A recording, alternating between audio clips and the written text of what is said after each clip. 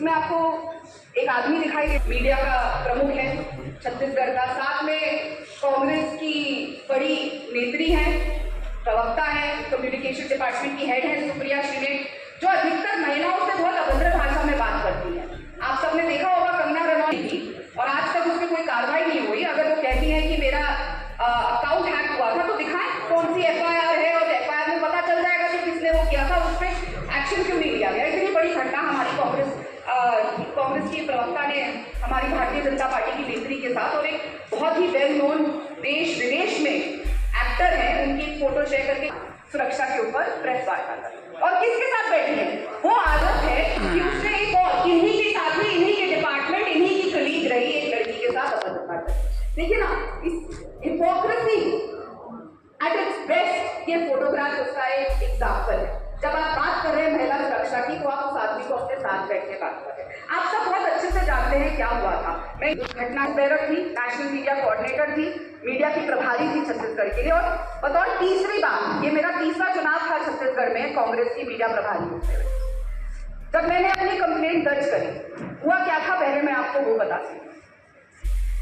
पवन खेड़ा जी आ रहे थे यहाँ पे प्रेस वार्ता लेने, आप सबको पता है, मैसेज भी आया था, तो उनका कोई न्यूज प्रोग्राम नहीं बनाया गया था, ना कोई चर्चा करी गई थी कि जब आपके राष्ट्रीय प्रभारी आ रहे हैं, मीडिया के प्रभारी आ रहे हैं, तो उनको किस किस से मिलाना है। और आप सब भी जानते हैं कि हम लोगों को बोला जाता है कि किसी चैनल के ऑफिस में लेकर आए या किसी अखबार के ऑफिस में लेकर आए, तो सुशील आनंद शुक्ला जी जो मीडिया प्रभारी थे, वो उनकी जिम्मेदारी थी, लेकिन शाम के 7 बज चुके थे और उन्होंने कुछ भी फैसला नहीं किया था, कोई प्रोग्राम नहीं किया।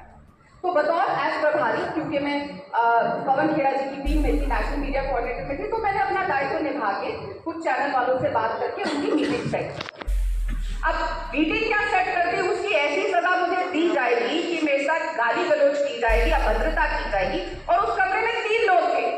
मैंने प्रेस वार्ता भी देखी कांग्रेस पार्टी की, मैं कभी उसके बाद कुछ बोली नहीं हूँ, पर उस प्रेस वार्ता में बोला गया उसमें 4 लोग 5 लोग नहीं, उस कमरे में 3 लोग थे, सुशील आनंद शुक्ला, नितिन बंसाली और एक सुरेंद्र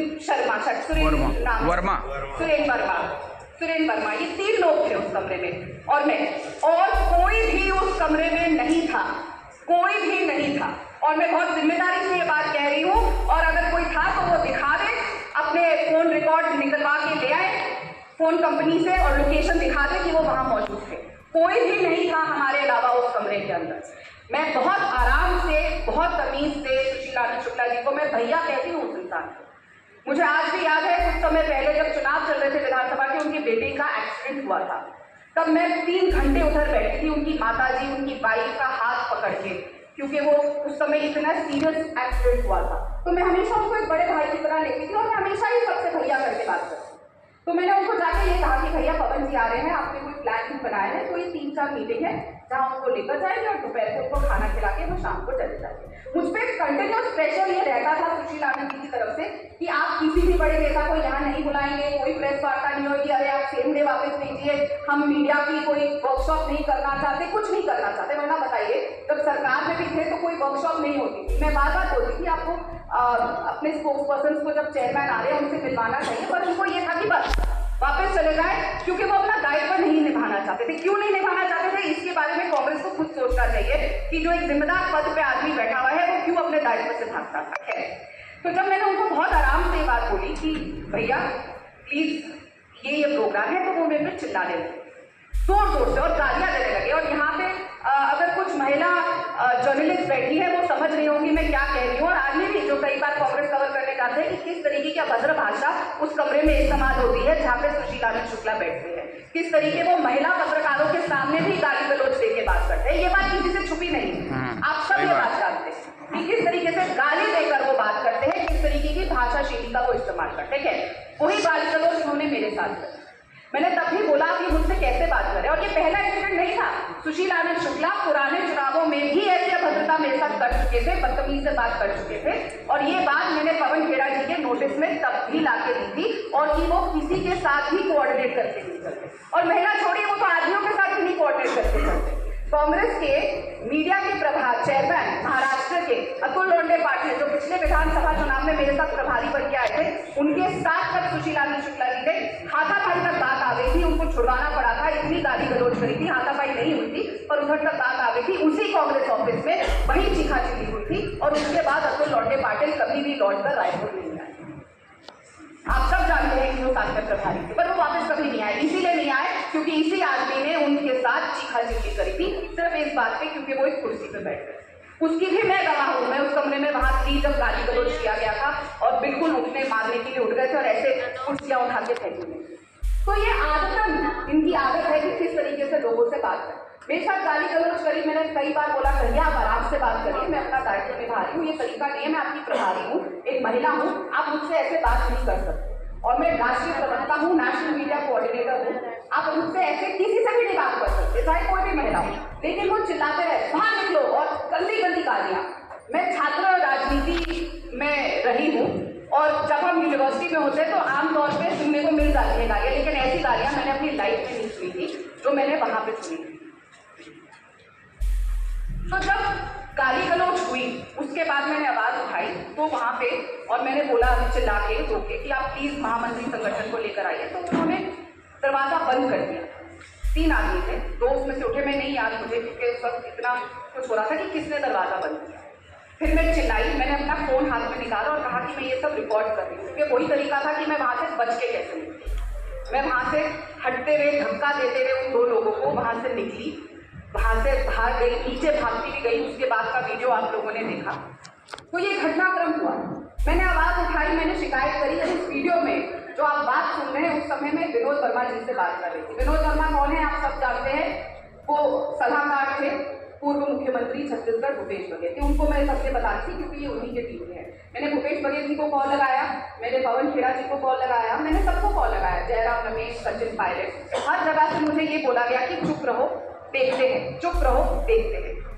फिर जब मुख्यमंत्री पूर्व मुख्यमंत्री भूपेश बघेल जी का फोन वापस आया तो उन्होंने नहीं उठाया था और मैंने उनको ये बात बताई, ये लगातार ऐसा करता। और पहली की बात भी आप लोग जानते हैं किस तरीके से राहुल गांधी की न्याय यात्रा में उनको शराब ऑफर करी थी और कहा था आप शराब आपके कमरे में पहुंचा दी जाए, तब भी ये सुरेन और ये लोग सब साथ थे।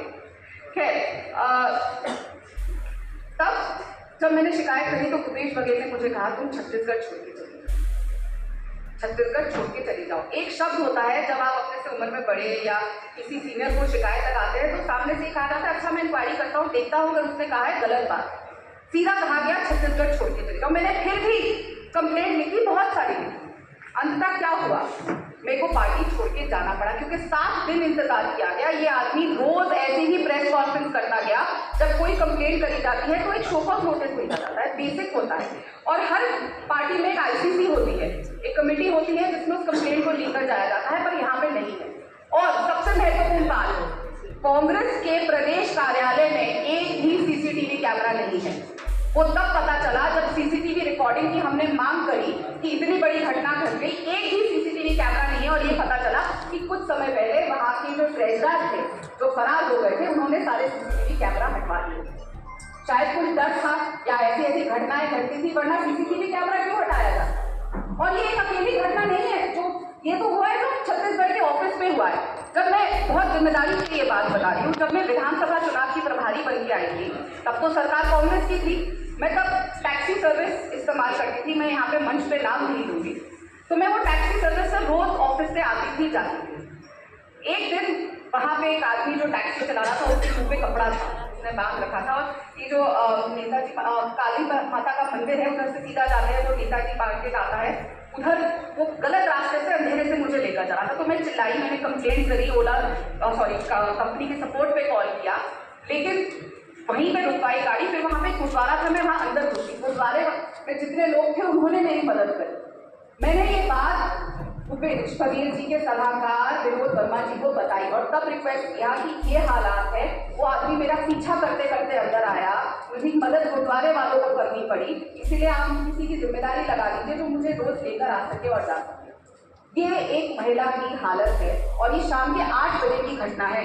कोई उसके बाद कार्रवाई नहीं हुई, सरकार हमारी थी, जो कार्रवाई हुई वो कंपनी वालों ने करी अपने ड्राइवर के ऊपर जिसको मैंने शिकायत दर्ज कराई, लेकिन हमारी सरकार ने उस वक्त की कुछ कार्रवाई नहीं करी, एक कंप्लेंट तक नहीं लिखाई। मैंने बोला भी था इसकी आपको कार्रवाई करनी चाहिए, ये रहा नंबर, ये रहा, वो क्या करना चाह रहा था, क्यों पीछे पीछे भागा, कुछ नहीं किया गया। तो ये असलियत थी जो आज बैठ के बात कर रहे हैं, इसीलिए मैंने ये बातें आपको को बताई कि ये सरकार में भी ये असलियत थी कि आप एक टैक्सी में भी नहीं जा सकते थे, क्योंकि सबको पता था, गुंडों को पता था कि वो कुछ भी करें उन पर कोई कार्रवाई नहीं होगी और उनको बचाया जाएगा, क्योंकि गुंडों की सरकार थी, महिला विरोधियों की सरकार थी जो उन लोगों का संरक्षण करेगी।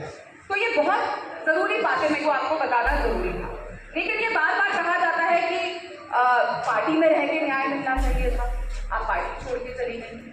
आज तक उस आदमी के ऊपर कोई कार्रवाई नहीं करी गई, लेकिन वो औरत यहाँ बैठकर सुप्रिया समेत बात पेश हो रहा है, छत्तीसगढ़ में वो बलात्कार हो रहा है। अरे आपकी पार्टी में क्या हो रहा है? अंकिता दत्ता, जिसके पिता हम ऐसा कानून व्यवस्था खराब हो रही है। अरे आप अपना घर ठीक रख सकते हैं, आप अपने घर की महिलाओं को न्याय नहीं दे सकते, लेकिन पूरे देश भर में महिला न्याय की बात करेंगे।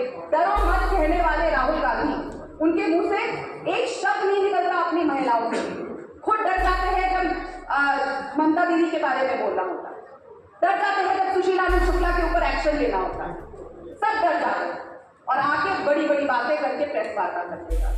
तो जो लोग आज आके सवाल उठा रहे हैं और झूठे आंकड़े, झूठ बोलो, जोर से बोलो, बार बार बोलो, गलत आंकड़े बताओ, ये व्हाट्सएप फैक्ट्री की जो तरीके से जो बैठी है इनकी प्रभारी सोशल मीडिया की, वही व्हाट्सएप के आंकड़े लेकर हर जगह घूमती है और लोगों पे गलत इल्जाम लगाती है।